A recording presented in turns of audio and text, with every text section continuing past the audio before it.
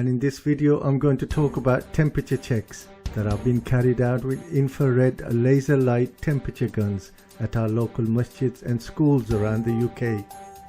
There are a number of things to think about. One of them is the very act of pointing a gun at someone's forehead and normalizing that, particularly children.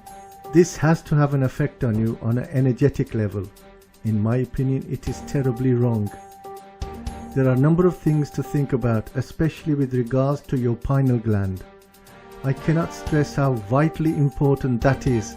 It has been under constant attack for a long time, and here is why. Dr. Hammer, a molecular geneticist, claims he has identified the God gene in human DNA. It's called VMAT2, and its job is to release the feel-good chemicals in our body called dopamine and serotonin, which give us the experience of bliss. VMAT2 is the DNA gene of our pineal gland. What's the pineal gland? It's a gland about the size of a raisin located between our eyebrows and directly behind our eyes, right smack in the middle of our cranium. It's called the pineal gland because it resembles a tiny pine cone.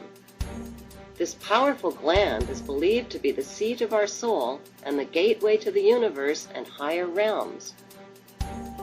Because its structure is remarkably similar to our eyeballs, it's called the third eye or the mind's eye.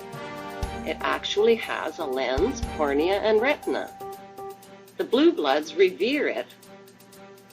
They call it the all-seeing eye and have featured it on the US $1 bill.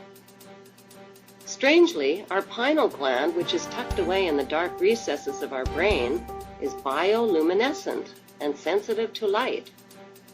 Like a cell phone, it has a built-in wireless transmitter and is the connecting link between the physical and spiritual worlds and higher frequencies. By awakening our pineal gland, we can speed up our learning and memory abilities, enhance our intuition, wisdom, and creativity, trigger our psychic healing abilities, and experience bliss. Considering the power and function of the pineal gland, why has it been ignored and given so little mainstream attention? Why? Because it's our power source, and the ruling families know this. And why it's important not to target the pineal gland in children at a young age. Medical science refers to the pineal gland as the atrophied third eye. By the age of 12, it is already calcified and hardened, and by adulthood, it is dormant and atrophied from lack of use.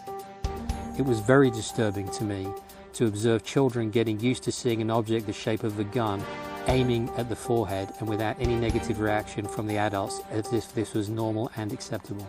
As a medical professional, I refuse to directly target the pineal gland, which is located directly in the center of the forehead with an infrared ray. However, most people agree to go through this several times a day.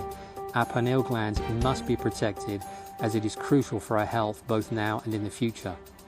The pineal gland is a small pine cone shaped gland of the endocrine system, a structure of the encephalon of the brain. I hope I said that right. The pineal gland produces the hormone melatonin.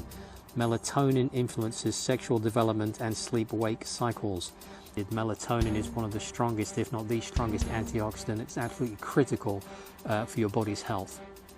The pineal gland is involved in several functions of the body, including secretion of the hormone melatonin, regulation of endocrine functions, conversion of nervous system signals to endocrine signals, causes sleepiness, influences sexual development, influences immune system function, antioxidant activity. Ask yourself, is it ever wise to aim an infrared laser light at the pineal gland? If you are subjected to those kind of temperature checks, you might want to redirect that to your elbow fold or your wrist to give them a more accurate reading and to avoid any potential health damage that they are inadvertently being trained to cause in you. In a 2019 study by researchers from Harvard Psychiatry Department reported near-infrared light energy can penetrate the skull and reach the brain. There are published studies which demonstrate that the light energy generated from LED sources have sufficient penetration to reach the brain. The use of laser is not worth the inherent dangers, says the report.